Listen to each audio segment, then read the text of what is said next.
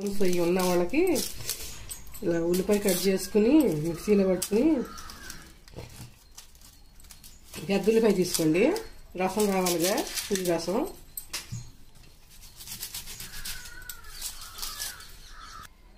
ఇలా పెద్ద ఉల్లిపాయ తీసుకుని తోలది తీసుకుని కడుక్కున్నాక ఇలా కట్ చేయండి.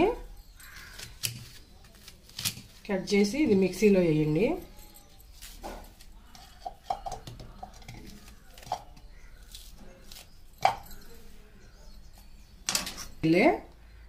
ఉల్లిపాయని ఇలా వడగట్టండి.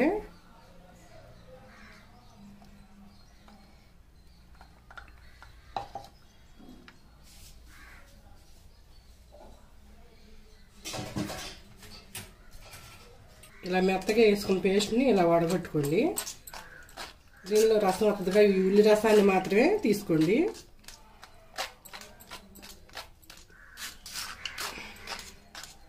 దాన్ని 3 చెంచాల దాకా తీసుకోండి.